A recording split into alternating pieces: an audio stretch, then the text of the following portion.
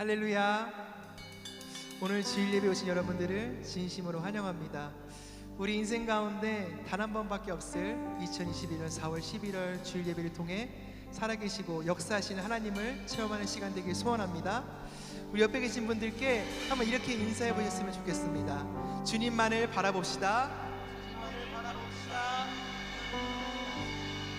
다시 한번 이렇게 인사해 보실까요? 주님에게만 집중합시다. 아멘. 이 시간 우리의 모든 시선을 주님 앞에 고정시키고 살아계신 주님의 이름을 높여드릴 때 성령 하나님께서 이 자리 가운데 역사하시고 우리의 예배를 친히 이끌어 가실 줄로 믿습니다. 아멘. 이 시간 그렇게 고백하시는 분들은 다 같이 일어나셔서 전심으로 주님 앞에 찬양하며 반응하길 소원합니다.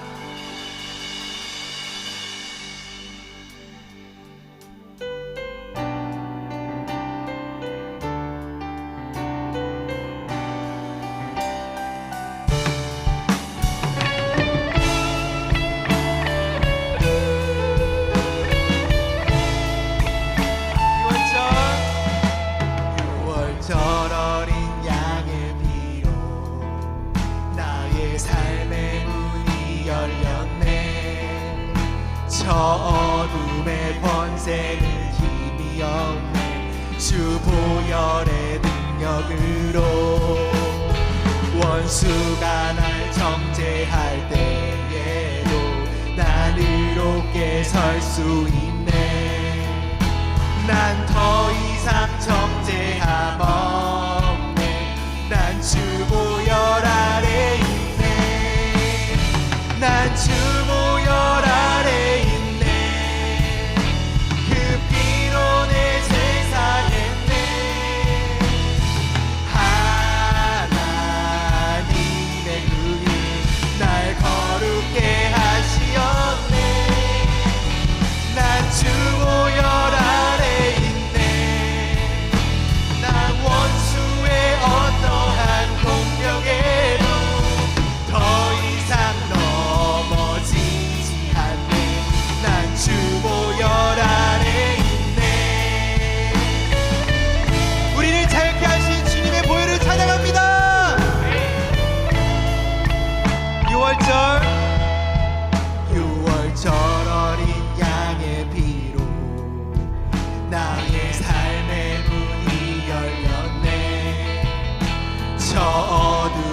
권세는 힘이 없네. 주 보혈의 능력으로 원수가 날 정죄할 때에도 난 의롭게 설 수 있네. 난 더 이상 정죄함 없네. 난 주 보혈 아래 있네. 주 보혈. 난 주 보혈 아래 있네.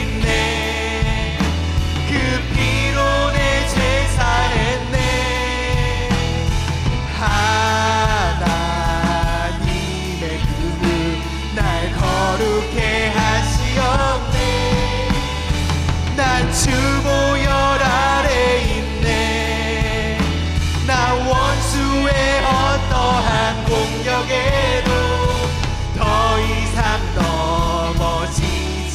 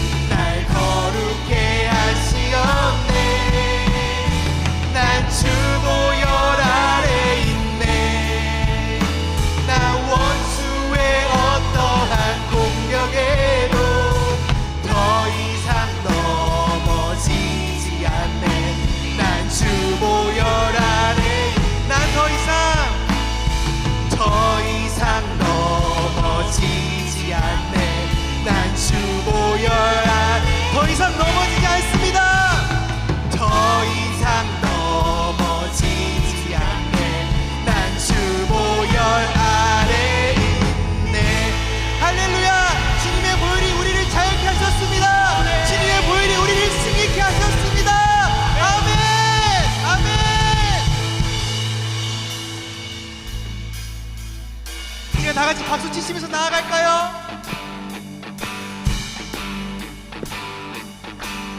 예수 십자가에 흘린 피로써 그대는 씻기어 있는가. 더러운 죄 희게 하는 능력을 그대는 참으지. 다시 한번 고백합니다. 예수 십자가에 흘린 피로써 그대는 씻기어 있는가. 더러운 죄 희게 하는 능력을 그대는 참으지 않은가. 예수의 보혈로 그대는 씻기어 있는가. 마음속에 여러 가지 죄악이 깨끗이 씻기어 있는가. 예수와 밤낮으로 늘 함께 그대는 행동을 하는가. 아무 때나 어디서나 그대는 십자가 붙들고 있는가. 주님 예수 다시 올 때 그대는 영접할 예복이 있는가. 그대 몸은 거룩한 곳 성전에 들어갈 준비가 된 예수의 보혈로 그대는 씻기어 있는가. 마음속에 여러 가지 죄악이 깨끗이 씻기어. 예수의 보혈로 그대는 씻기어 있는가.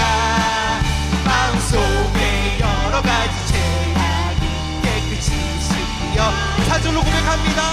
모든 죄에 더러워진 예복을 주 앞에 지금 다 벗어서 샘물같이 솟아나는 보혈로 눈보다 더 계신 모든 죄에 더러워진 예복을 주 앞에 지금 다 벗어서 샘물같이 솟아나는 보혈로 눈보다 더 계신 씻으라.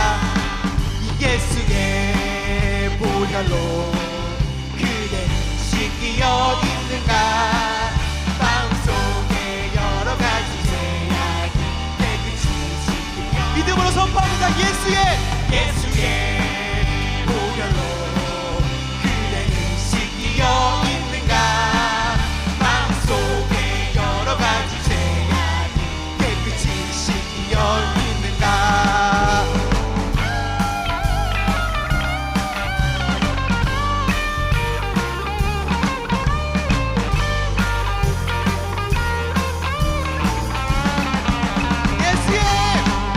예수의 보혈로 그대는 씻기어 있는가. 마음속에 여러 가지 죄악이 깨끗이 씻기어. 예수의 보혈로 그대는 씻기어. 믿음으로 마음속에 여러 가지 죄악이 깨끗이 씻기어 있는가. 할렐루야. 모든 죄악 가운데서 우리를 자유케 하신 주님의 보혈을 찬양합니다. 주님의 보혈 의지하여 은혜의 보좌로 담대하게 남을 소원합니다. 아멘.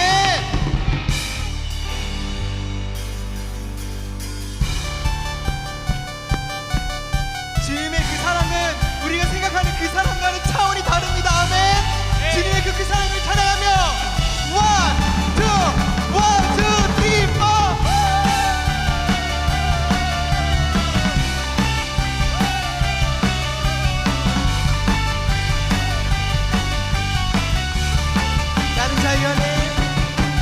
나는 자유하네.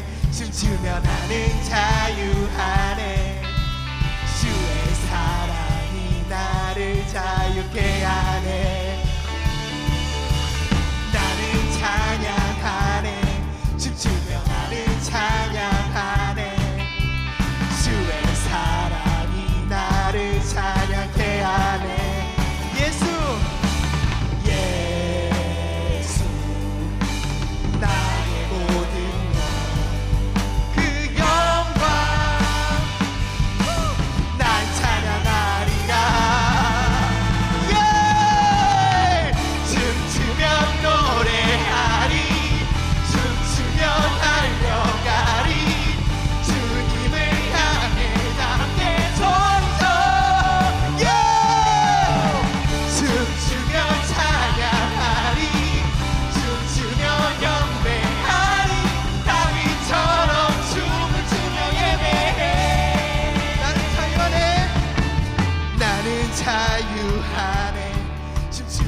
나는 자유하네 주의 사랑이 나를 자유케 하네 나는 찬양하네 나는 찬양하네 춤추며 나는 찬양하네 주의 사랑이 나를 찬양케 하네 예수 나의 모든 그 영광 난 찬양하리라 춤추며 노래하리 춤추며 달려가리 주님을 향해 담대 소리쳐 춤추며 찬양하리 춤추며 경배하리 다윗처럼 춤을 추며 예배해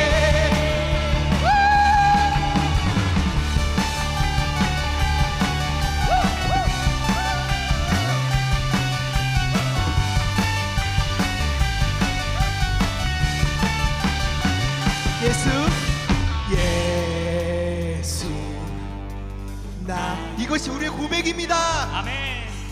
예수 나의 모든 전심으로 예수 예수 나의 모든 것 그 영광 난 찬양하리라 춤추며 노래하리 춤추며 달려가리 주님을 향해 함께 소리쳐 춤추며 찬양하리 춤추며 경배하리 다윗처럼 춤을 추며 예배해 춤추며 노래하리 춤추며 노래하리 춤추며 달려가리 주님을 향해 함께 소리쳐 춤추며 찬양하리 춤추며 경배하리 다윗처럼 춤을 추며 예배해 One, two, three, four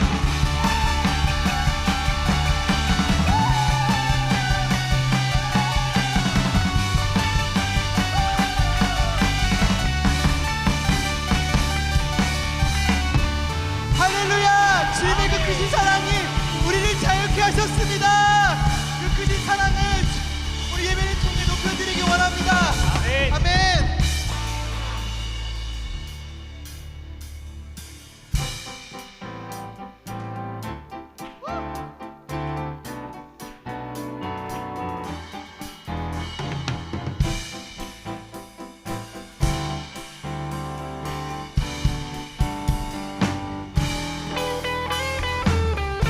주님의 그 크신 사랑이 우리를 자유케 하셨습니다.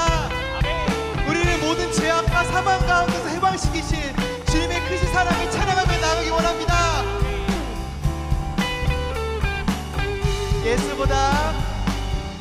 예수보다 더 큰 사랑 그 누구도 줄 수 없네 우리에게 자유 주신 그 큰 사랑 예수보다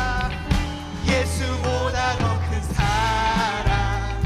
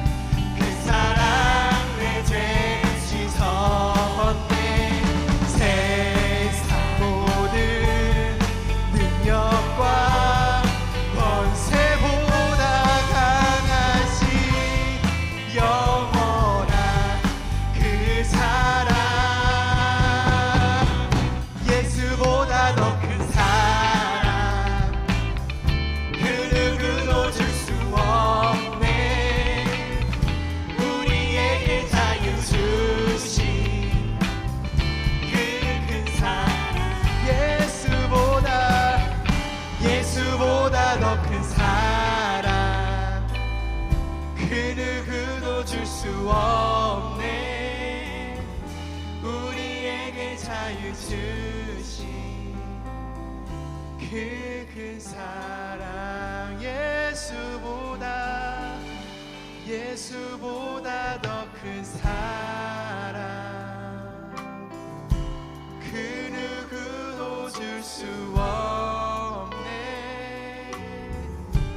우리에게 자유 주신 그 큰 사랑.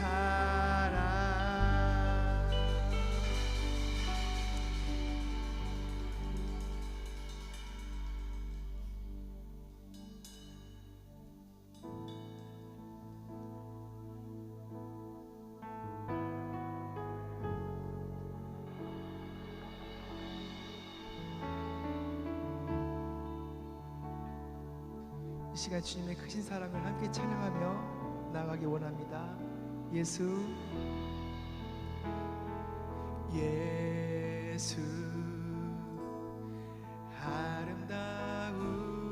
아름다우신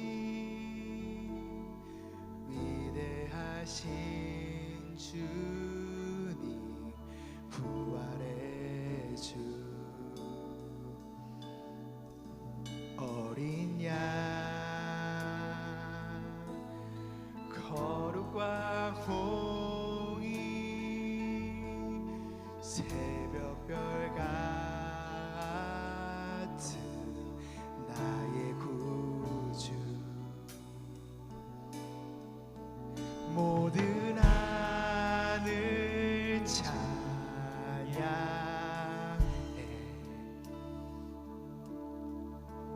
모든 만물이 주 경배해. 아름답고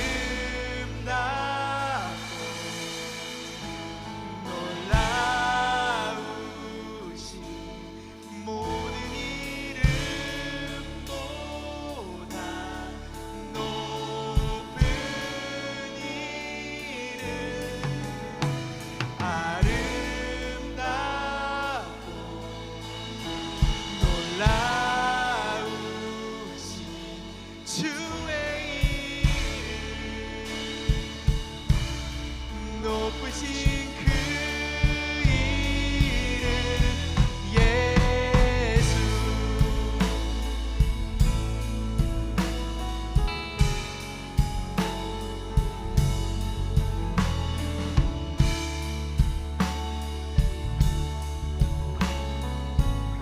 예수 아름다우신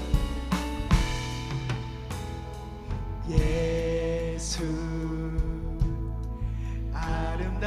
아름다우신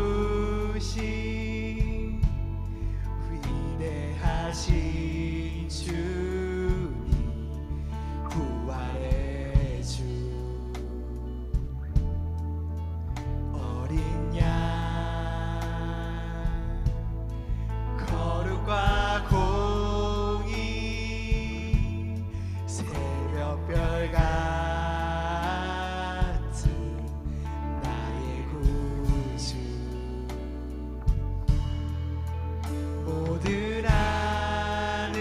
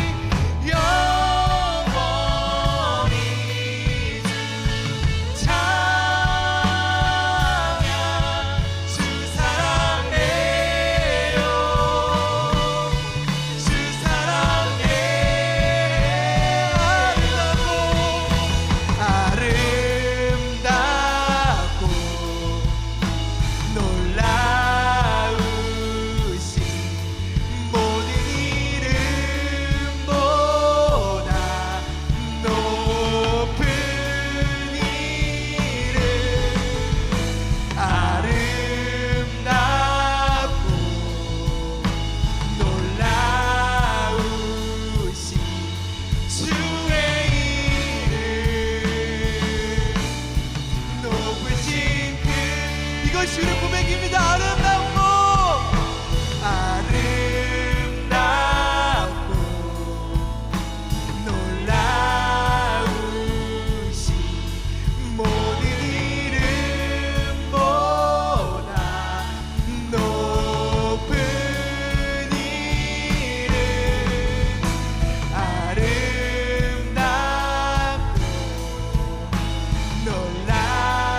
아름답고 놀라우신 주의 이름 높으신 그 이름 아름답고 놀라우신 모든 이름보다 높은 이름 아름답고 놀라우신 주의 이름 높으신 그 우리의 목소리로만 아름답고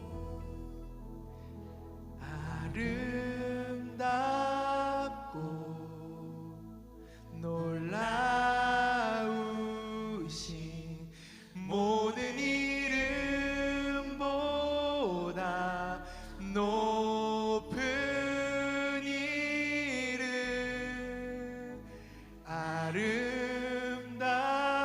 아름답고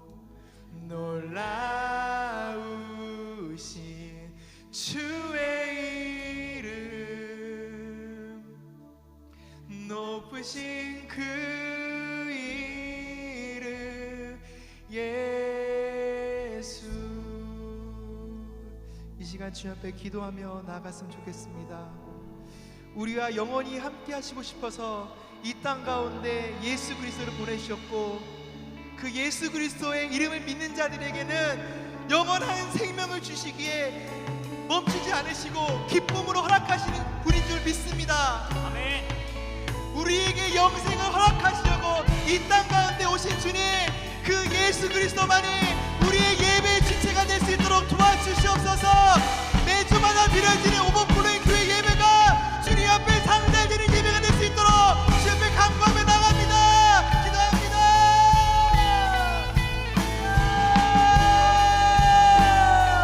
주님, 주님의 이름만이 홀로 높임을 받아 주시옵소서. 주님의 이름만이 홀로 높임을 받아 주시옵소서. 우리의 예배와 우리의 찬양과 우리의 모험을 통해서 오로지 왕께 주시는 이름만 높임받는 예배가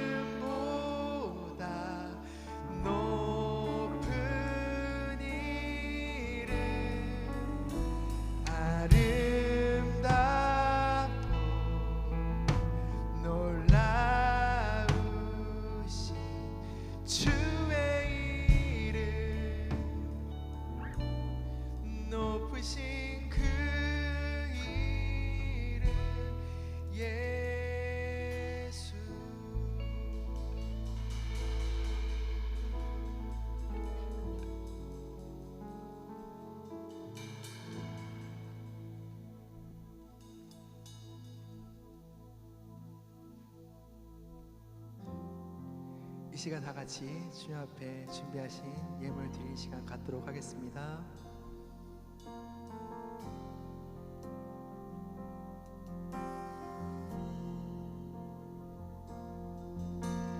나의 모습, 나의 소유, 주님 앞에 모두 드립니다. 모든 아픔, 모든 기쁨, 내 모든 눈물 받아주소서. 어제 일과 내일 일도 꿈과 희망 모두 드립니다. 모든 소망, 모든 계획, 내 손과 마음 받아주소서.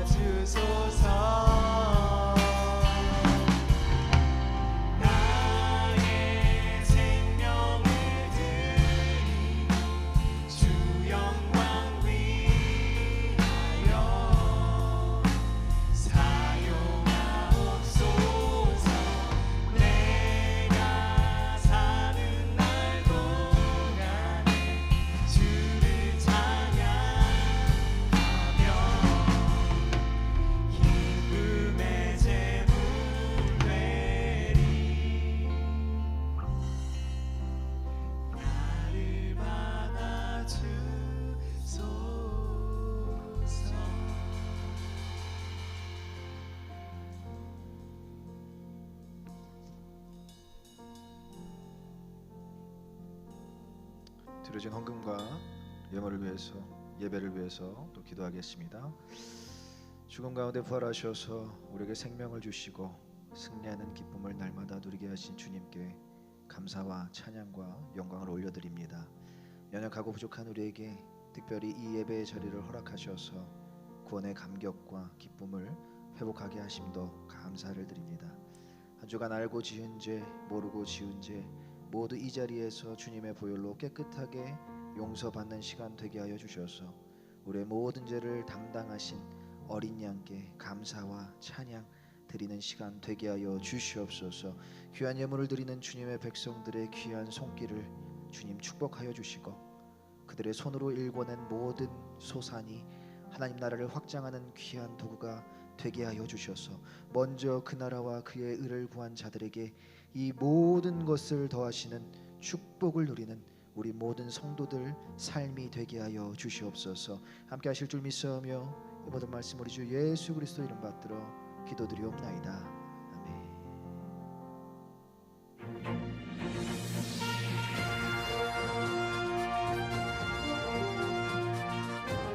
안녕하세요 여러분, 오후플레임 60초 뉴스의 김병근입니다. 오늘의 오플 뉴스 시작하겠습니다. 먼저 드디어 지난달부터 매주 예배가 현장 예배와 유튜브 스트리밍을 통해 동시에 드려지고 있습니다. 저희 주일 예배는 매주 오후 2시입니다. 여러분들의 많은 참여와 관심 부탁드립니다. 혹시 여러분들 주변에 예배가 필요하신 지인이나 가족들이 있으시다면 교회 미디어 관련 SNS를 적극 활용하셔서 그들에게 공유해 주시면 감사하겠습니다. 자, 그럼 다음 소식입니다. 2021년 1학기 KT 성경 공부가 은혜 가운데 시작되었습니다. 와!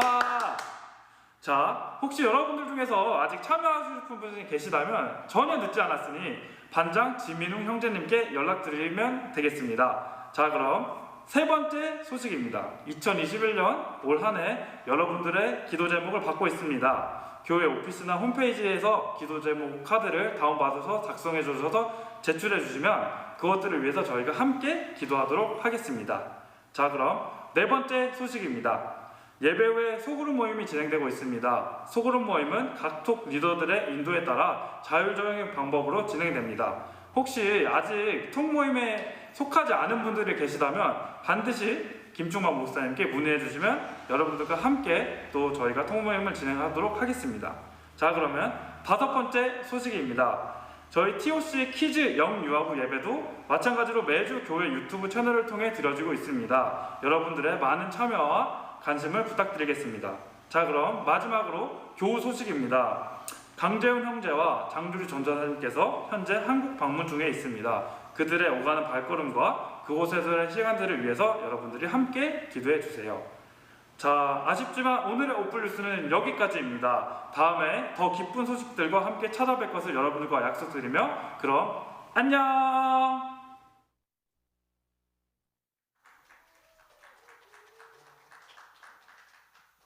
갈수록 나날이 발전하는 오버플로잉 교회 그 광고 시간이 될 것 같아서 참 기대가 됩니다. 우리 형제들 참 이렇게 수고로 이렇게 준비했는데요. 우리 첫 시작이 또 계속 이어져서 앞으로 좋은 열매 맺었으면 좋겠습니다. 우리 격려의 박수로 좀 최선을 한번 다해보라고. 미흡한 점이나 이런 것들이 있으면 바로바로 여러분들 피드백 해주시면 아마 더 발전을 할 거라고 생각합니다. 우리 옆 지체들 좌우 앞뒤 우리 지체들과 함께 인사하겠습니다. 환영합니다. 잘 오셨습니다. 우리 주 안에서 사랑하고 축복합니다. 오늘 예배를 허락하신 하나님께 감사를 드립니다. 오늘 우리에게 하나님께서 주시는 말씀은 출애굽기 5장 11절로 출애굽기 1장 5절부터 11절까지 함께 보도록 하겠습니다. 오늘 하나님께서 우리에게 주시는 말씀 출애굽기 1장 5절에서 11절까지 함께 보도록 하겠습니다. 저와 여러분들이 교독하실 때 오늘 하나님께서 여러분들 각자에게 주시는 말씀으로 받으며 우리 큰 소리로 함께 교독하겠습니다. 제가 먼저 읽겠습니다. 야곱의 허리에서 나온 사람이 모두 70이요 요셉은 애굽에 있었더라. 이스라엘 자손은 생육하고 불어나 번성하고 매우 강하여 온 땅에 가득하게 되었더라. 그가 그 백성에게 이르되 이 백성 이스라엘 자손이 우리보다 많고 강하도다.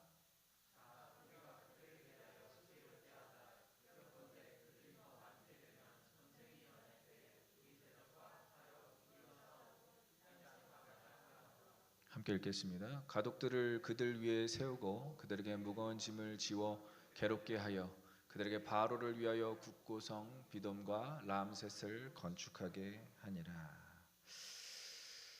자, 우리가 미스 코리아 또는 또 미스 트롯 뭐 이런 그 TV 프로그램이나 이런 행사를 볼 때 진선미라는 그런 순위로 이런 그 아름다움 그리고 정말 진실됨 그리고 선함을 이렇게 평가하는 기준이 되는 것을 가끔 볼 수가 있습니다. 사실 이 1800년 경이죠. 유명한 철학자 칸트의 철학을 기반으로 독일의 신칸트 학파에서 정신적 가치 탐구를 활발히 연구하다가 이 우리가 알고 있는 진선미, 그렇죠? 진은 진실, 진리를 의미하고요. 선은 선함, 착함을 의미하고요. 미는 말 그대로 아름다움, 뷰티를 의미하고 있는데요. 그 결과 진선미 이 모든 이 세 가지의 요소가 칸트 철학의 상투어가 되어서 인간의 정신적 가치의 덕목을 상징하는 것으로 오늘날까지 이렇게 사용되어지고 있는 것이죠. 사실 이 진선미를 확인할 수 있는 것은 이렇게 철학뿐만이 아닙니다. 사실 창세기를 보면 이 창세기의 천지 창조에서도 진선미가 등장하고 있음을 볼 수 있습니다. 첫 번째, 하나님의 말씀이 진리인 것이죠. 그래서 우리는 그 말씀을 절대 진리라고 여기고 그것이 바로 우리에게 주어지는 진실이라고 이야기를 합니다. 제 아내 이름이 진실이어서 제가 이 단어를 얘기할 때마다 두렵고 떨리는 마음이 있습니다. 하지만 하나님의 말씀이 우리에게 진리인 줄 믿습니다. 그래서 하나님의 말씀으로 세상을 창조하셨다는 것 자체가 진이 되는 것이고요. 그리고 하나님께서 세상을 다 창조하시고 어떻게 얘기하시죠? 그가 보시기에 심히 좋았더라. 심히 좋았더라. 그러니까 우리가 선이라고 이야기하는 것은 하나님의 기준에서 선한 것이 선하다, 착하다라는 거예요. 우리의 기준으로 이야기하는 것이 아니라 하나님께서 보시기에 좋았더라는 것이 선이 될 수 있는 것입니다. 그리고 마지막으로 미는 하나님의 형상대로 인간을 창조하셨기에 우리는 아름다울 수밖에 없는 거예요. 아까 우리 찬양했죠. 아름다운 예수 그리스도. 하나님께서 하나님의 형상으로 직접 창조하신 우리 모두가 아름다운 줄 믿습니다. 그래서 우리 한번 옆 사람에게 고백해 보겠습니다. 당신은 아름답습니다. 아름답습니다. 아름답습니다. 빛이 납니다. 그 아름다움을 우리에게 심어 주셨다라는 거예요. 가스 이미지, 하나님의 형상. 저 너무 좋아하는 단어거든요. 하나님의 형상이라는 것이죠. 그냥 아름답다라고 얘기하지 말고 우리 한 번만 더 인사할 때 당신은 하나님의 형상입니다. 한 번 더 고백하겠습니다. 당신은 하나님의 형상입니다. 우리가 하나님의 형상이기 때문에 아름다운 거예요. 믿으십니까? 그래서 창세기 1장 27절 28절에서 하나님께서 이렇게 인간을 창조하셨다고 고백하고 있습니다. 읽어보겠습니다. 하나님이 자기 형상 곧 하나님의 형상대로 사람을 창조하시되 남자와 여자를 창조하시고 하나님이 그들에게 복을 주시며 하나님이 그들에게 이르시되 생육하고 번성하여 땅에 충만하라 땅을 정복하라 바다의 물고기와 하늘의 새와 땅에 움직이는 모든 생물을 다스리라 하시니라. 창조, 하나님이 세상을 창조한 이 창조의 진선미도 드러나지만 이 세 가지 요소도 드러나고 있지만 하나님께서 인간에게 허락하신 창조적 사명이 나타나고 있는데 첫 번째는 바로 생육이고요. 두 번째는 바로 번성이고요. 세 번째는 다스림이라고 적혀있는 통치라는 것이죠. 그래서 오늘 설교 제목처럼 생육과 번성과 통치가 우리의 창조적 사명이라는 것입니다. 결국 우리가 살아가는 데 있어서 이 세 가지 요소가 복으로 주어졌을 뿐만이 아니라 우리가 인생에서 이루어야 될 창조적 사명이라는 것이죠. 우리가 읽었던 출애굽기에도 이 창조적 사명이 나타나고 있습니다. 하나님의 구원 역사가 펼쳐지는 대서사시의 시작이 출애굽기죠.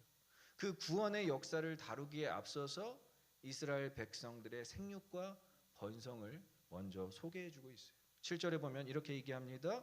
이스라엘 자손은 생육하고 불어나 번성하고 매우 강하여 온 땅에 가득하게 되었더라. 본문에서 볼 수 있듯이 야곱의 자손들에서 아들들에서 손주들까지가 70명이라고 기록되어져 있어요. 민족의 증가가 되었죠. 우리가 믿음의 조상이라 부르는 아브라함은 아들이 한 명밖에 없었어요. 물론 이스마엘이라는 아들이 있었지만 첩에서 난 아들이고요. 진짜 그의 아들은 이삭밖에 없었습니다. 그래서 이삭이 또 두 아들을 낳습니다. 에서와 야곱을 낳고요. 그 다음에 이 야곱이 장자권의 축복을 대신 이어받아서 12명의 아들들을 갖게 되는데요. 이 12명이 아내들을 제외하고 4명씩만 가졌다 하더라도 70명이라는 숫자가 되는 것입니다. 그런데 이것이 애굽의 박해의 원인이 되었다는 거예요. 이스라엘 백성들이 늘어나고 이스라엘 백성들이 번성하는 것 자체가 애굽의 박해의 시작이 되었다는 것입니다.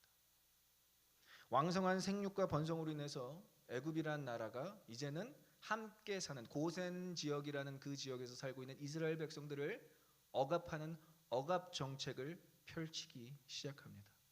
그럼 우리가 질문할 수 있습니다. 왜 이스라엘 백성들이 이렇게 많았음에도 불구하고 강하게 번성하였음에도 불구하고 애굽에 대항하지 못했을까? 여러분 7절을 보시면 한 가지 이스라엘 백성들이 창조적 사명을 빠뜨린 것이 있습니다. 그것이 바로 통치였다는 것이죠. 이스라엘 백성들은 생육도 했습니다. 그리고 이스라엘 백성들은 번성도 하고 있어요. 근데 이스라엘 백성들은 통치하지를 못했다는 것입니다. 야곱의 아들 요셉을 통해서 애굽과의 연결이 되었지만 그리고 총리까지 올라가는 놀라운 은혜를 입었지만 그 후손들에게는 더 이상 애굽 땅을 함께 통치할 만한 사람들이 없어서 이제 이스라엘 백성들은 통제권을 상실했다라는 것이죠. 사실 많은 성경학자들이 이야기합니다.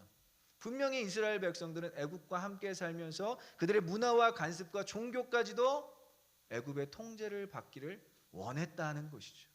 그들의 거대한 문화와 그들의 화려한 문명에 동화되었다라는 것을 지적하고 있습니다. 그래서 이스라엘 백성들이 애굽에 내려와서 400년이라는 시간이 지난 때인데 출애굽기가 시작하는 때가 근데 그들은 애굽의 찬란한 문화와 풍습과 종교에 매료되어 하나님을 잊어버리게 되었다라는 것이죠. 하나님께서 그들에게 주신 가정, 하나님께서 그들에게 주신 신앙, 하나님께서 그들에게 주신 가치를 다스리지 못하고 결국 상실해 버림으로 인해서 이집트에게 통치를 받았다라는 것이 오늘 본문의 시작인 것입니다. 그래서 우리가 참 하나님의 형상으로 지음을 받아서 너무 감사하고 은혜가 되지만 이 창조적 사명을 잃고 살 때 결국은 우리는 예수 그리스도와 하나님 나라의 통치를 받는 것이 아니라 이 땅에서 통치를 받는 사람들로 전락하게 된다라는 거예요. 굉장히 비극을 오늘 다루고 있는 것입니다. 그래서 이 통치하는 일은 창세기 1장 28절에서 나오는 이 단어는 두 가지 단어로 적혀 있어요. 카바시라는 단어와 라다라는 단어가 쓰여 있는데 카바시는 누르다예요. 누르다. 그러니까 다스리는 것은 그냥 우리가 마음대로 다스리는 것이 아니라 그것을 제압하여서 다스리는 것을 의미합니다. 여러분 생각해 보십시오. 하나님께서 아담에게 처음 주신 사명이 무엇인지 아십니까? 동물들의 이름을 짓는 거였어요. 네이밍이었어요. 네이밍. 그런데 동물들을 통제하지 못한다면 과연 아담이 이름을 지을 수 있었을까요? 여러분 개나 고양이 키우시는 분들은 강아지나 고양이 키우시는 분들은 그것을 통제하잖아요. 앉으라면 앉고 일어서라면 일어서고. 제가 그 뒷마당에서 우리 지혜자매 강아지 둘리랑 노는데 제 말은 절대 안 들어요.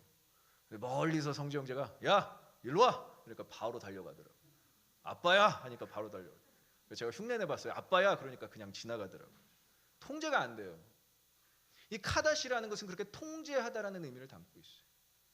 그러니까 라다라는 단어는 have dominion, 통제할 뿐만이 아니라 그것에 통제력을 갖고서 그것을 움직이다라는 거예요. 그것의 방향을 결정해주고요. 그것에 먹을 것을 정해주고요. 그러니까 이런 놀라운 일을 맡기셨는데 잘 다스리지 못함으로 인해서 요셉 이후로 히브리인들이 대표자가 잃어버리고요. 애굽이 통치자가 되어서 이들을 통치하기 시작한다. 애굽의 지혜로운 다스림, 여기서 지혜롭게 대하자, 우리가 이스라엘 백성들에게 지혜롭게 대하자라는 말이 나오는데 이들은 어떻게든 인간을 통치하기 위해서 지혜롭게 대하지만 이스라엘 백성들은 이 통제 능력을 상실해버린 것입니다. 그래서 학대받는 민족으로 되어버리고 가진 혹독한 노동을 시작하게 되는 것이 오늘 본문의 내용인 것입니다. 그러니까 굉장히 어두운 것을 이야기하는 거예요. 창세기가 끝났을 때 얼마나 사람들이 기대했을까. 야 이제 하나님이 어떠한 일들을 이뤄가실까. 진짜 몇 명 안 되는 그 부족 같고 지금 이 숫자가 장정만 60만 명이라 하는데 그럼 전 인구가 200만 명이야 되는데 얼마나 하나님께서 정말 온 지면에 하나님의 나라를 이뤄가실까 막 기대하는 마음으로 출애굽기를 딱 폈더니 인간의 통제권, 이스라엘 백성들의 통제권이 상실되어서 애굽의 통제를 받기 시작했다. 완전 반전 아닙니까? 창세기 정말 우리가 정말 재밌게 읽다가 출애굽기를 딱 펴는 순간 비극이 등장하는 거예요. 하나님은 어디 계신가? 이렇게 시작하는 거예요. 그런데 너무나 감사하게도 인간의 연약함과 부족함에도 하나님은 일하시고 계신다는 것을 오늘 본문에서 나타내주고 있는 거예요. 세상의 통치 속에서도 하나님의 구속사는 어떻게 해서든 이루어진다라는 것을 1장에서부터 자세하게 소개해주고 있는 것입니다. 우리의 연약함과 부족함에도 하나님께서 일하고 계신 줄 믿습니다. 우리가 지금 세상에 통제받는다라고 여러분들 생각하지 마셨으면 좋겠어요. 우리는 창조적 사명인 통치, 다스림을 우리의 일터에서나 우리의 가정에서나 우리의 개인 삶 가운데서 실현하게 되는 그러한 믿음의 사람이 될 줄 믿습니다. 그것이 하나님께서 허락하신 창조적 사명을 이루어가는 과정이라는 거예요. 그래서 하나님께서 어떻게 일하시는지 한번 함께 알아보도록 하겠습니다. 첫 번째는 따라해볼까요? 번성하게 하게 하신 하나님. 하나님께서 번성하게 하셨다라는 거예요. 오늘 출애굽기 시작하면서 특히 하나님께서 번성하게 하셨다라는 이야기는 나오지 않습니다. 이렇게 소개되어지고 있어요. 본문 5절을 함께 읽어보겠습니다. 야곱의 허리에서 나온 사람이 모두 70이요 요셉은 애굽에 있었더라. 야곱의 허리는요 여러분 하나님과 씨름하여서 완전히 못쓰게 된 허리예요. 창세기 32장에서 그걸 얘기해주고 있어요. 더 이상 자녀를 가질 수 없는 환도뼈라고 번역되어 있는 이 카프라는 단어는 넓적다리, 저희 종아리 중에서도 생식기에 가장 가까운 사타구니 부근에 있는 뼈인데요. 이 뼈가 부서지면요, 성 기능을 제대로 할 수 없어서 더 이상 자녀를 가질 수 없습니다. 그러니까 야곱은 이제 대대손손 아들들이 다 그쪽이 약해서 자녀를 가질 수가 없어요. 그런데 야곱의 허리에서 나왔다라는 것은 월드 플레이라니까요. 야곱이 한 게 아니라는 거예요. 하나님이 하셨다는 거예요. 아브라함도 마찬가지입니다. 100세 때 아들을 아브라함이 낳은 게 아니에요. 하나님께서 하신 거예요. 그러니까 번성케 하셨다. 야곱의 허리로부터 번성케 하셨다는 것은 주어는 나타나 있지 않지만 몹쓸 허리, 더 이상 성 기능이 악화돼서 자손을 낳을 수 없는 허리에서 70명이라는 숫자가 태어났다라는 것은 하나님이 하셨다라는 것을 정확하게 지적하고 있습니다. 그래서 요한복음 1장 13절에서는 하나님의 백성들을 이렇게 이야기하고 있어요. 우리 같이 읽어보겠습니다. 이는 혈통으로나 육정으로나 사람의 뜻으로 나지 아니하고 오직 하나님께로부터 난 자들이니라. 믿으십니까? 우리는 하나님으로부터 나온 자들인 줄 믿습니다. 하나님께서 창세전부터 여러분들을 계획하시고 예비하셔서 예정하셔서 이 땅 가운데 심으셨다라는 거예요. 우리도 마찬가지예요. 그냥 태어날 수 없는 자들이에요. 하나님께서 태어나게 하신 자들이라는 거죠. 그래서 70명, 야곱의 허리로부터 나온 70명은 완전한 숫자를 의미합니다. 애굽에 비해서 너무 적은 숫자인데 아니요. 이 숫자가 주는 의미는 하나님의 나라에서 완전한 숫자, 정말 하나님께로부터 나온 자들의 숫자를 의미하기 때문에 강하게 생육하여서 번성하여서 그 당시에 거주하는 이스라엘 백성들만 200만 명이 되었다라는 것이죠. 야곱의 한 사람의 순종으로 인해서, 환도뼈의 부러짐으로 인해서 하나님을 믿는 백성들, 자손들이 태어나고 점점 그 숫자가 증거하였다라고 이야기하는 걸 볼 때, 아, 번성은 사람이 일궈내는 것이 아니구나, 하나님께서 하시는 것이구나. 그래서 창세기에 하나님께서 사람을 축복하실 때 하나님께서 인간에게 복을 주시되, 그러니까 생육과 번성, 이 번성, 첫 번째 나오는 이 번성이 하나님의 축복인 거예요. 여러분들이 막 노력하지 않아도 하나님께서 여러분들의 삶을 번성케 하실 줄 믿습니다. 그것이 우리가 열매가 되어야 되고 그것이 우리의 결과가 되어야 한다라는 것입니다. 제가 예전에 이런 얘기를 들었어요. 교회가 다투지만 않으면 부흥한대요. 여러분 이 말 믿으십니까? 교회는 다투지만 않으면 부흥을 한대요. 왜냐? 우리가 하나님을 믿는 사람들이기 때문에 자동적으로 멀티플라이는 일어난다라는 거예요. 하나님을 정말 잘 믿고 예배를 정말 잘 드리고 우리가 신앙 가운데 그 신앙에 그 정말 정조를 지키고 살아간다면 사람들이 붙을 수밖에 없는데, 그것으로 인해서 우리는 번성케 된다는 것입니다. 저는 우리 교회가 이 번영의 축복, 번성의 축복도 하나님께서 자연스럽게 허락하여 주실 줄 믿습니다. 지금 우리는 숫자는 작아 보일 수 있어요. 하지만 예배하는 사람들을 하나님께서 더 허락하실 것이고요, 그 예배하는 사람들을 통해서 우리를 더 배우게 하실 것이고요, 여러분들의 마음을 더 여셨으면 좋겠어요. 정말 교회 공동체가 어떻게 하나님께서 번성의 축복을 주시는지 함께 누리셨으면 좋겠습니다. 두 번째는 하나님께서 생육하게 하셨어요. 그런데 그냥 생육하게 하신 게 아니라 문명의 발상지 애굽에서 생육하게 하셨습니다. 우리 창세기 41장 41절부터 43절을 한번 같이 읽어보도록 하겠습니다.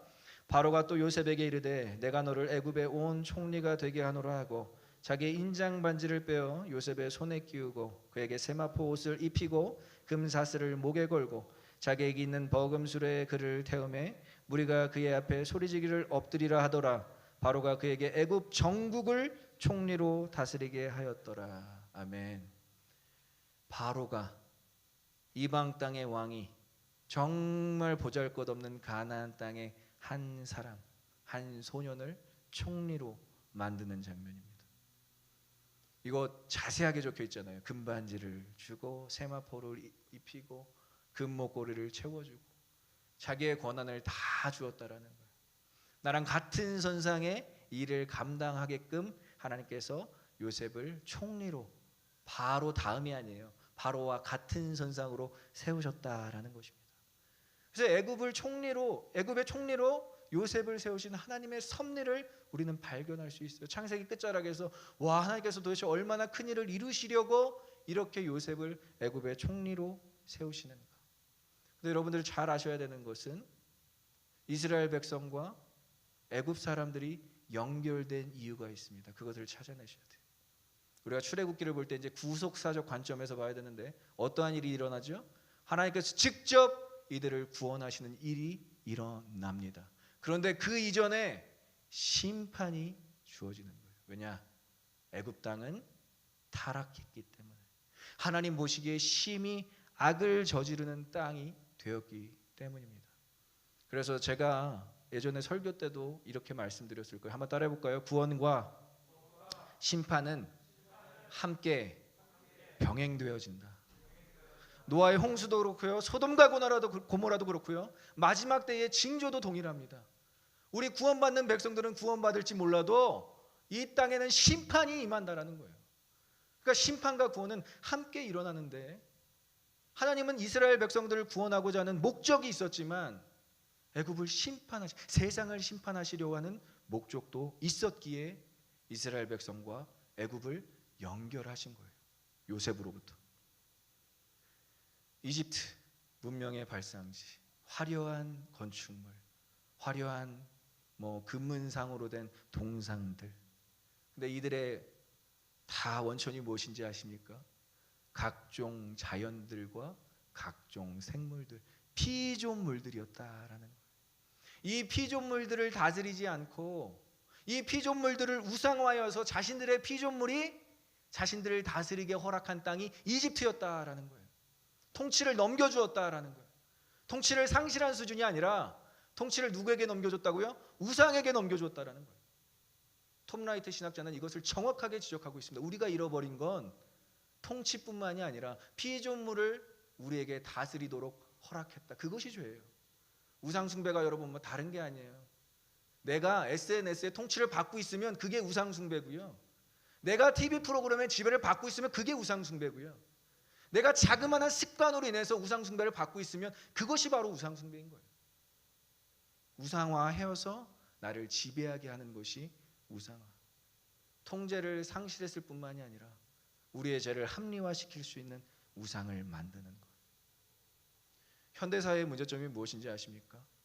바로 다스려야 될 피조물들을 피조물로 하여금 다스려지게 하는 것. 우리의 물질이 될 수 있고요, 우리의 배우자가 될 수 있고요, 더 안타까운 것은 무엇인지 아십니까? 우리의 자녀들이 될 수 있어요. 자녀들을 우상하니까 자녀들을 다스리지 못하고 자녀들에게 끌려가는 거예요. 자녀들에게. 한국 사회나 미국 사회나 너무 안타까우면 자녀들한테 끌려가요. 죄송한 얘기지만 자녀들은 우리가 다스려야 될 하나님의 선물이라는 거예요.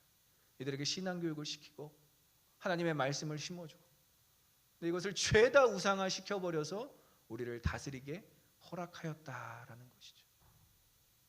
그러니까 8절에 비극이 일어납니다.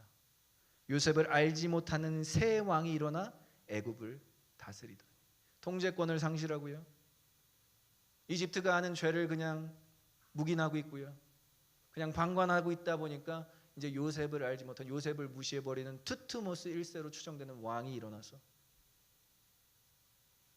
새롭게 세워진 애굽 제18조 왕이라고 합니다. 애굽의 18조 왕조는 아모스라는 사람인데, 이 아모스라는 사람은 섞여있는 힉소스 왕조를 다 몰아내고 새롭게 시작하려는 왕이었어요. 순수 혈통으로. 이제 이집트의 순수 혈통으로 이집트를 다스리겠다. 그래서 그에게 부활된 18조 왕조는 당연히 이방인들에게 냉대했고요, 냉소적이었고요, 이방인들을 몰아내려고, 이방인들을 배척하는 억압 정책을 펼치기 시작했습니다. 그래서 11절에는 이렇게 우리에게 소개되어지고 있어요. 감독들을 그들 위에 세우고 그들에게 무거운 짐을 지워 괴롭게 하여 그들에게 바로를 위하여 국고성 비돔과 람셋을 건축하게 하느라. 누구를 위한다고요? 사람, 바로. 바로란 뜻은 큰 집이라는 뜻이거든요. 이 땅에서 더 큰 집을 만들기 위해서 국고성, 창고, 곡간을 더 크게 만들고요, 고센 땅에 있는 이스라엘 백성들이 이제 노역을 하기 시작하는데 어떠한 일을 하느냐? 그들의 손으로 직접 람셋이라는 그 동상을 만들기 시작하는 거예요. 그리고 여러분들 이집트 동상을 보면 다 비슷하게 생겼잖아요. 파라오들이. 그게 라암셋이요, 라암셋. 이스라엘 백성들은 이제 하나님을 잊어버린 것도 비극이지만, 바로에게 통치를 받는 것도 비극이지만, 이제 그들이 원치 않는 우상까지도 본인들의 손으로 만들게 되는 노역을 시작하게 되는 것입니다. 여러분, 통치권을 상실했을 때, 우리가 창조적 사명을 잃었을 때 이 정도까지 비극이 일어난다는 것을 절대 기억하셔야 돼요.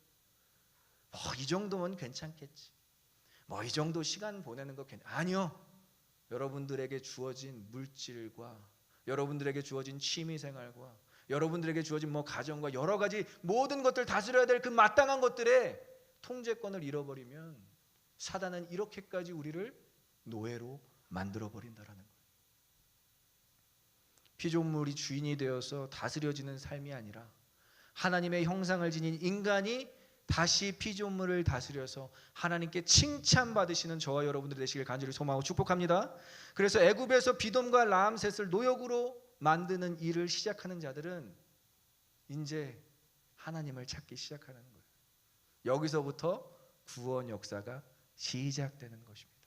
우리 한번 출애굽기 2장 23절부터 25절을 한번 크게 읽어보겠습니다. 여러 해 후에 애굽 왕은 죽었고 이스라엘 자손은 고된 노동으로 말미암아 탄식하며 부르짖으니 그 고된 노동으로 말미암아 부르짖는 소리가 하나님께 상달된지라. 하나님이 그들의 고통 소리를 들으시고 하나님이 아브라함과 이삭과 야곱에게 세운 그의 언약을 기억하사 하나님이 이스라엘 자손을 돌보셨고 하나님이 그들을 기억하셨더라. 믿으십니까? 하나님께서 우리를 기억하시는 줄 믿습니다. 코로나 시대 때 우리의 기도가 더 깊어졌다라는 거예요. 주님, 우리를 도와주세요. 주님, 이대로는 살 수 없습니다. 국가와 나라를 더 이상 신뢰할 수 없습니다. 주님, 우리의 기도가 더욱더 간절해졌다라는 거예요. 그러니까 이것은 하나님의 심판이 아니라는 거예요. 하나님의 구원 역사의 시작이라는 것입니다. 여러분, 세상이 악해질수록 우리가 두려워하지 않아야 될 것은 더욱더 하나님을 부르짖는 시기가 우리에게 다가오고 있는 것인 줄 믿습니다. 우리가 더욱더 고통 가운데 하나님께 부르짖어야 된다는 거예요. 이스라엘 백성들은 400년 동안 잃어버렸던 하나님을 노역 가운데서 찾기 시작했다는 거예요. 그들의 잘못된 우상을 만들면서, 라암셋을 만들면서 이건 아닌데 우리 하나님이 계셨는데 라는 것을 기억하며 부르짖기 시작하니까 하나님께서 그들을 기억하셨더라. 이것은 파리서풀입니다. 기억하고 계속 계셨더라예요. 부르짖으니까 그때서야 기억하고, 이게 아니라 하나님께서 여러분들을 태어나면서부터 지금까지, 에베네셀의 하나님, 그 하나님께서 여러분들을 태어나면서부터 지금까지 기억하고 계시고 돌보시는 분이신 줄 믿습니다. 하나님은 그런 분이시라는 거예요. 그것을 오늘 출애굽기를 통해서 소개되어 주고 있는 것입니다.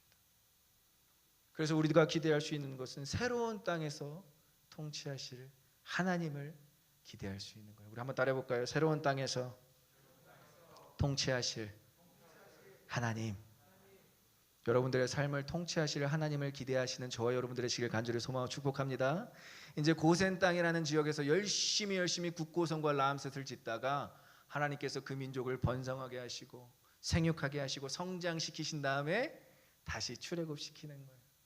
돌아가야 될 땅, 약속된 땅, 가나안 땅, 그 땅으로 보내시면 이제 하나님께서 통치하시는 새로운 세상이 열리게 되는 것입니다. 오늘 본문은 사실 그렇게 우리에게 막 기쁨을 주는 본문은 아니에요. 인간의 통치를 상실한 하나님의 백성들의 비참한 모습을 소개해주고 있는데, 그 가운데서도 하나님이 일하시고 계신 것을 발견해야 돼요. 인간 통치는 이미 고대 시대 때부터 계속 뿌리를 내려와서 계속 우리에게 영향을 주고 있는 것이 인간 통치의 시작입니다. 우상 숭배는 인간 스스로가 창조적 사명을 포기하고 우상화돼 버린 그 피조물에 의해서 지배를 받는 것이라고 제가 이야기했어요. 그러한 통치의 의미가 파괴된 시대에서 누가 개입하시느냐? 하나님께서 자신의 백성을 구원하시려고 직접 개입하셔서 통치하기 시작하신 것이 바로 출애굽기의 시작이고요, 구속사의 시작인 것입니다. 그리고 이 구속사를 어떻게 완성하시죠? 아까 우리가 찬양했죠. 예수 그리스도. 그러니까 우리는 이렇게 얘기할 수 있어요. 주님, 생육도 알겠습니다. 주님 번성도 알겠어요. 그럼 통치는 무엇이죠? 딱 한 가지 여러분들이 알아야 될 것. 통치는 십자가인 것이죠. 십자가. 믿으십니까? 통치는 십자가로서의 통치인 거예요. 그래서 주님은 통치를 이렇게 하겠다라는 것을 우리에게 보여주신 사건이 바로 십자가 사건인 것입니다. 십자가에는요 희생이 담겨져 있고요, 십자가에는요 헌신이 담겨져 있고요, 십자가에는요 순종이 담겨져 있어요. 그럼 우리가 이제 통치의 개념, 십자가를 통해서만 알 수 있는데, 그 십자가를 통해서 다스려지는 가정, 십자가를 통해서 다스려지는 내 직업, 십자가를 통해서 다스려지는 내 모든 일 가운데 하나님께서 놀라운 복을 여러분들에게 허락하여 주실 줄 믿습니다. 그것을 회복하는 과정에 우리가 살아가고 있는 거예요. 그래서 하나님께서 이렇게 통치를 완성하신 예수님을 어떻게 높이셨는지 우리 빌립보서 2장 9절과 11절까지 한번 같이 읽어보고 말씀을 마치도록 하겠습니다. 같이 읽어보겠습니다. 이러므로 하나님이 그를 지극히 높여 모든 이름 위에 뛰어난 이름을 주사 하늘에 있는 자들과 땅에 있는 자들과 땅 아래에 있는 자들로 모든 무릎을 예수의 이름으로 꿇게 하시고 모든 입으로 예수를 그리스도라 시인하여 하나님 아버지께 영광을 돌리게 하셨느니라. 믿으십니까? 주님과 함께 통치하시는 저와 여러분들의 삶이 되시길 간절히 소망하고 축복합니다. 따로 가는 게 아니에요. 주님 따로 나 따로 가는 게 아니라 이제 예수님 손 꼭 붙잡고 우리의 삶을 통치하기 시작할 때에 여러분들의 삶 가운데 하나님의 나라가 임하게 될 줄 믿습니다. 우리가 애국과 같은 이집트와 같은 현장에 살고 있더라도 여러분 포기하지 마십시오. 하나님께서 일하고 계시고 십자가를 통해서 예수 그리스도가 우리의 삶을 통치하고 계십니다. 함께 기도하겠습니다. 하나님 감사합니다. 십자가로 통치하는 법, 그 방법을 알려주시기 위해서 하나님의 아들 독생자 예수 그리스도를 우리 가운데 보내시고 특별히 소망 없는 그 이집트 땅에서도 하나님께서는 자신의 백성들을 돌아보시며 기억하셨고 구원하시기 위해서 직접 그들에게 찾아가셨습니다. 우리가 주님을 부르짖을 때, 우리가 주님을 간절히 찾을 때 주님께서 우리와 함께 하시는 줄 믿습니다. 포로된 삶 가운데서 우리가 유일하게 고백할 수 있는 것은 하나님, 하나님, 하나님, 우리를 돌보아 주시옵소서. 예수 그리스도의 십자가로 우리의 삶을 다시 한번 통치하여 주시옵소서. 예수 그리스도의 십자가로 다시 한번 우리의 가정을 다스려 주시옵소서. 예수 그리스도의 십자가로 다시 한번 우리의 일터를 다스려 주시옵소서. 이러한 고백이 우리의 삶 가운데 울려 퍼져야 될 줄 믿습니다. 우리의 노역 가운데서도, 우리의 힘든 생활 가운데서도 하나님을 포기하지 않고 부르짖는 우리 모든 오버플로잉 교회 성도들이 되게 하여 주시옵소서. 함께 하실 줄 믿사오며 이 모든 말씀 우리 주 예수 그리스도 이름 받들어 기도드리옵나이다. 아멘. 우리 그 자리에서 다 같이 일어나셔서 예수 아름다운 그 십자가를 찬양할 때에 아까 제가 여러분들에게 잠깐 소개했죠. 진선미. 물론 그 중에 뭐가 특별히 중요하다고 할 수 없지만 그래도 이 땅에 오셔서 우리의 육신을 입으시고 그 상징을 보여주신 그 십자가가 우리에게는 가장 아름다운 표식인 것입니다. 우리 다른 아름다움 찾지 않았으면 좋겠어요. 더 이쁜 것, 더 멋있는 것, 더 잘난 것을 찾는 것이 아니라 십자가가 여러분들의 아름다움이 되어야 할 줄 믿습니다. 그 십자가를 여러분들 마음 가운데 깊이 새기고요. 아름다운 예수님, 십자가 때문에 나에게 너무나 아름다운 예수님, 오늘 나의 삶을 통치하여 주시옵소서. 우리 함께 결단하며 고백하며 찬양하겠습니다.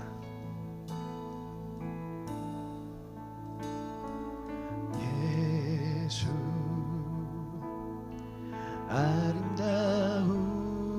아름다우신 위대하신 주님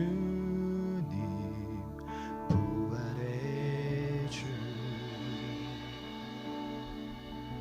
어린 양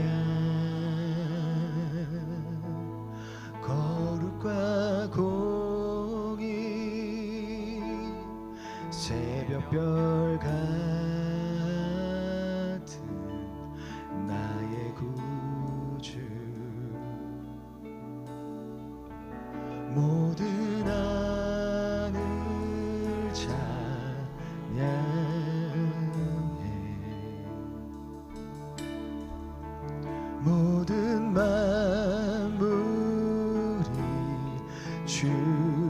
경배해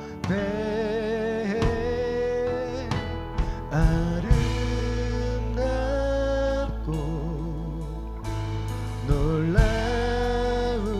놀라우신 모든 이름보다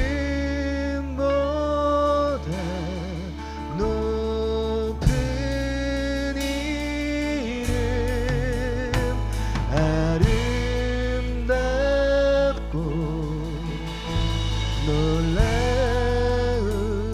놀라우신 주의 이름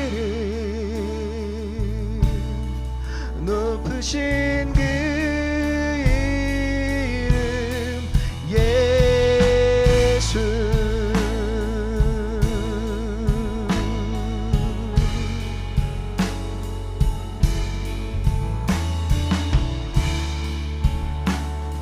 우리 다시 한번 믿음으로 고백하며 선포합니다. 예수 예수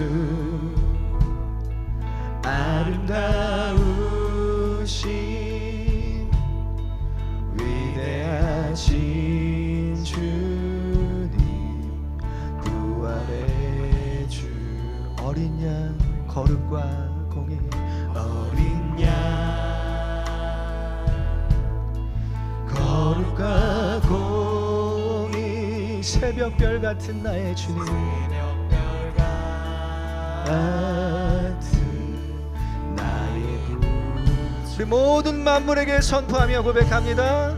모든 만물 찬양 모든 만물아 주를 경배할지어다 모든 만물이 주 경배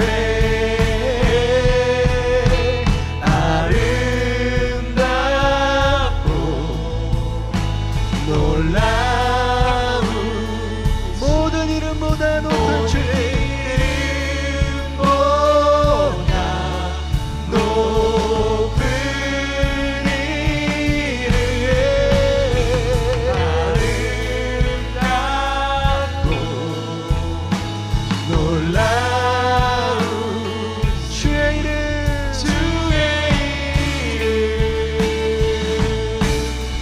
높으신 그 아름답고 놀라우신 주님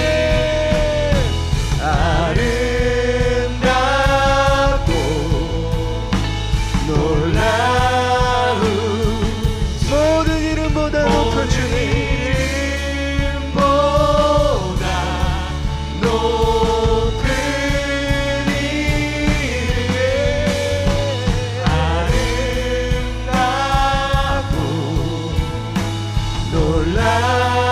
놀라우신 주의 이름 높으신 그 예수 예수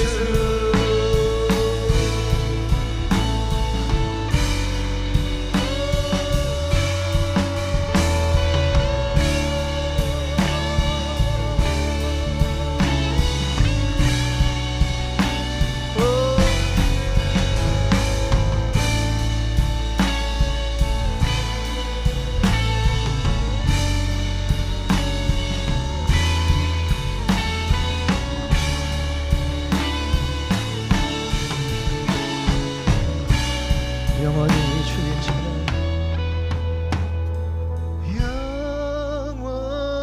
영원히 주 찬양 주 사랑해요 주 사랑해요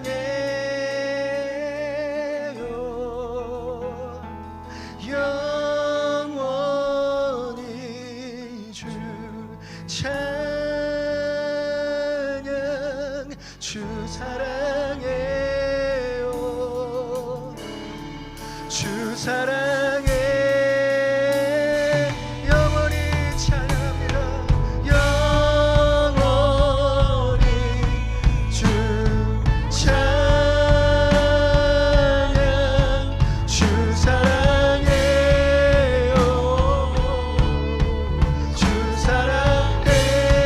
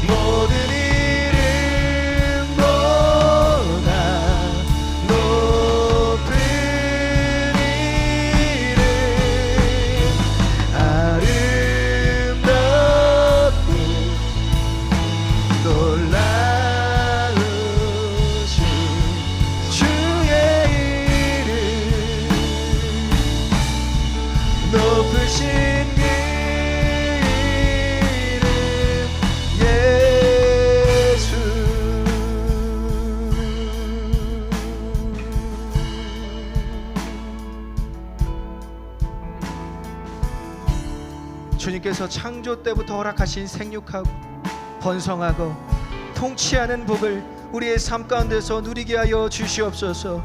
우리에게 주어진 일과 가정 그리고 물질에 지배받는 삶이 아니라 이제 우리의 삶 가운데서 십자가를 새기고 십자가의 방법으로 모든 삶을 다스리게 하여 주시옵소서. 헌신과 희생과 주님께 하는 순종으로 우리의 삶을 온전히 다스리게 하여 주시옵소서. 우리 결단하며 나아갑니다.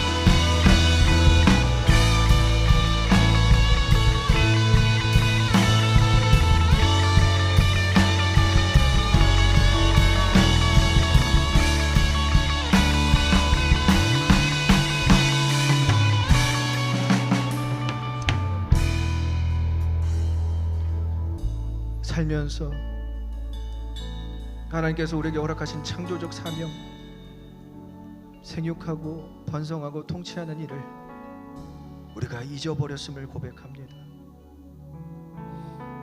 생육을 포기하였고 번성하기를 포기하였으며 통치하기를 꺼려하였다면 여러분들의 삶 가운데서 정말 내가 사랑하는 그 가치를 우상화하여서 그것의 다스림을 받기 시작하여서 괴롭고 힘든 상황이라면 오늘 이스라엘 백성들처럼 주님 우리를 다시 구원하여 주시옵소서.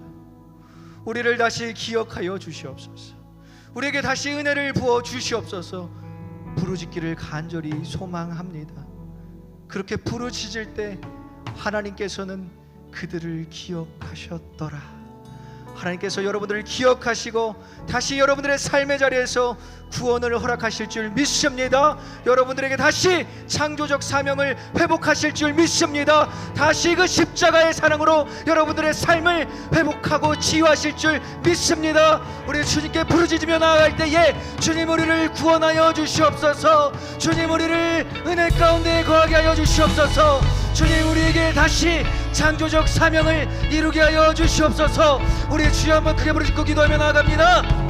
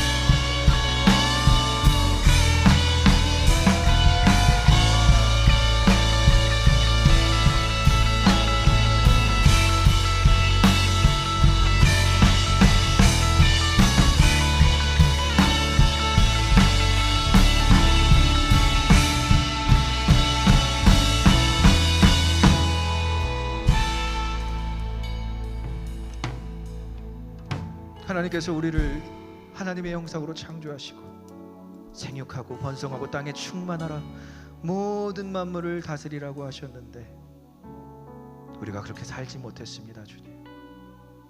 우리가 그 사명을 날마다 우상 숭배의 자리에서 세상의 풍파에 휩쓸려 그냥 저렇게 이렇게 살아갔습니다.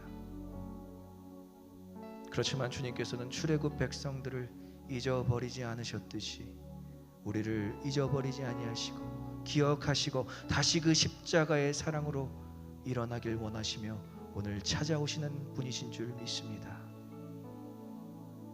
우리의 통치가 인간적인 방법이 아닌 십자가의 방법으로 온전히 다스려지게 하여 주시고 희생과 순종으로 우리의 삶 가운데 생육과 번성과 통치를 이루는 우리의 삶이 되게 하여 주셔서 십자가를 바라볼 때마다 맞아, 저렇게 사는 것이지 라고 결단하며 살아갈 수 있는 우리 모두가 되게 하여 주시옵소서. 이제는 부활이며 생명 되시려 이 땅에 오신 우리 주 예수 그리스도의 은혜와 하나님의 크신 사랑과 성령님의 감화 감동 교통 충만케 하심이 주님께서 주신 복, 우리의 창조적 사명을 온전히 이루는 우리가 되겠습니다. 십자가 붙잡고 끝까지 승리하겠습니다. 결단하며 나아가는 모든 오버플로잉 교회 성도들 머리 위에, 그리고 이 예배를 온라인으로 함께 드리며 같은 결단을 품고 나아가는 모든 주님의 백성들 가운데 이제로부터 영원히 함께 하시기를 간절히 축원하옵나이다.